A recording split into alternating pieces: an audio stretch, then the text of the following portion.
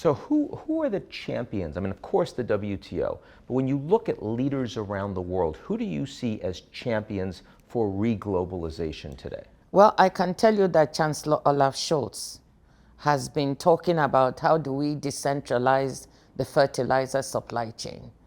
For just as an example, he's been talking about this very Really notion. urgent given the Russian war in Ukraine, of course. Exactly. That Yes. again showed up vulnerabilities of dependence on the Black Sea region for grain, feed, and fertilizer. And so that talk about how do we decentralize fertilizer production so that the world is not so dependent on any one region. That's what we're also talking about. There you also create jobs in countries that were not part of the global, let's say, fertilizer or a vaccine or pharmaceutical supply chain.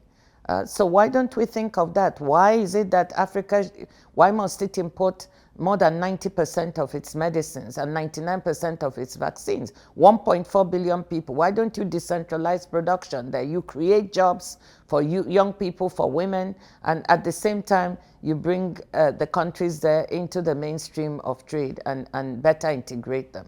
So we can kill two birds with one stone. No. So Chancellor Scholz is there, President Macron is talking about it.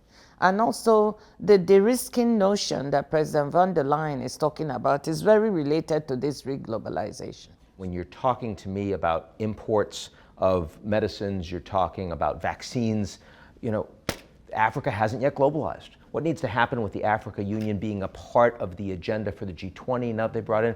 What can we see in the next year or two, three that would help meaningfully Africa to get on the path of globalization? Well, Africa, you're absolutely right, has about 3% of world trade, and that's too small. But Africa is doing some things that are pretty exciting. The African Continental Free Trade Area is an area of the 55 countries and 1.4 billion people.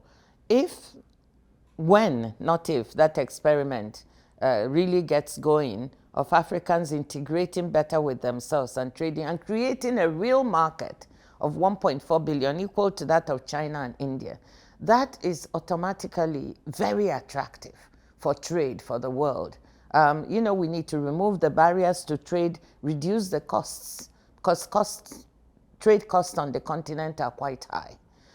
When you do that, I think that will make the continent much more attractive for investment and bring it into that margin. Then reglobalization, you know, can really begin to take place. We now need to convince businesses that Africa is not the big risk. There's a perception that it's a huge risk to invest on the continent, and perception is running ahead of reality.